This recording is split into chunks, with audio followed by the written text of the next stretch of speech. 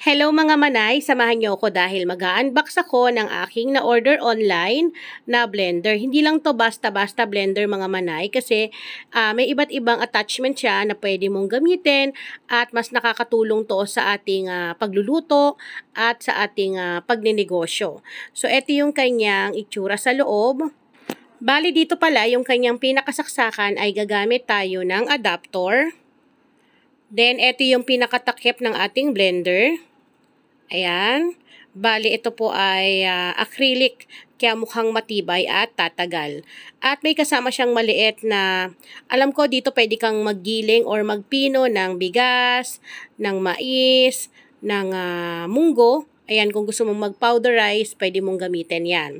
Then, ito yung ating pinaka-blender kung gusto mong magnegosyo ng shake. Malaki na rin kasi aabot hanggang 1.5 liter yung kanyang blender at natatanggal yung kanyang blade.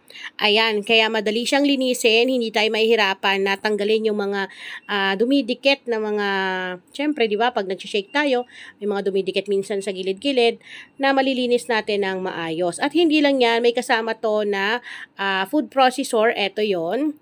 So, hindi lang siya basta-basta blender nga mga manay. Kaya nagustuhan ko to dahil marami siyang pwedeng paggamitan. So, dito pwede tayong magpino ng ating mga gulay like onion, yung ating garlic, carrots, kung magsashanghai ka. Pero para sa akin, gusto ko siyang itry sa meat, sa karne. Kasi doon natin malalaman kung heavy duty ba to, kung kaya niya ba talagang pinuhin o gilingin yung karne. Then, acrylic din to, kaya mukha talagang matibay at tatagal. Pati yung kanyang blade ay natatanggal, kaya madaling-madali lang din linisin at meron din siyang hawakan, kaya natutuwa ako. So, ayan, susubukan natin to, pero linisin muna natin bago natin itry itong ating blender na in-order.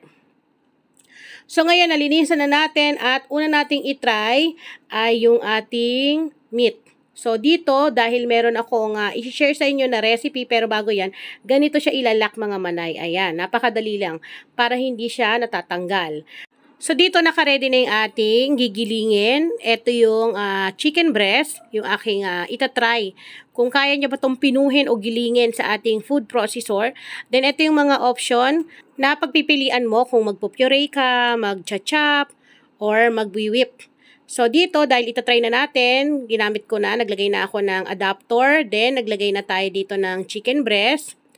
Ayan, pupunuin natin para matry natin talaga kung kaya niya tong pinuhin or gilingin. Kasi kalimitan doon natin makikita yan kung ilang segundo ba, ilang minuto ba niya to gigilingin. Then, pipindutin ko is yung chop. Grabe mga manay, segundo lang, wala pang ilang minuto, pero tignan mo naman, as in, wala pang isang minuto ganito nakapino. Diba? As in, nakakatuwa. Kaya pwedeng-pwede mo talaga tong matry. Bali, ito po ay 1 kilo itong ating gigilingin. At tignan natin kung kaya niyang gilingin ng ilang minuto itong 1 kilo na chicken breast. So, dito, bali 3 salang lang po ako dito mga manay. Pero talagang nabilib ako dahil wala pang 3 minuto. Yung 3 kilo ko ay napino talaga, as in giling na giling. Kaya naman para sa akin, ay approve na approve to. Talagang heavy duty yung kanilang food processor, yung kanilang blender. So, eto na yung ating 1 kilo, giling na giling na. Ngayon, dito naman tayo sa itong maliit na to, yung panggiling ng mga powderize, kung magpa-powderize tayo. So, itry natin sa bigas. Ayan, dahil ang bigas, alam naman natin, ay matigas kapag hindi naluto, di ba? So, try natin kung mapipino ba. Ayan. So, ang kinlik ko lang dito ay yung chop mga manay ha. Chop pa lang. Pero, kita nyo naman. Ayan oh.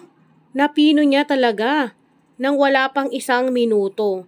Kasi ako nakapag-try or nakabili na po ako dati ng blender na kapag yelo or mga ganitong matitigas, mararamdaman mo talaga sa blender mo na parang hirap na hirap siya. So, alam mo yung nag-aamoy na. So, dito naman tayo ngayon sa blender na eto. So, magta-try tayo dito ng ating shake. Lalagyan natin ng papaya dahil ito yung nakuha ko sa aking tanim. Naglagay ako ng milk. Then, condense. Ayan. Siyempre, lalagyan natin ng malalaking yelo kung kaya niya ba itong durugin.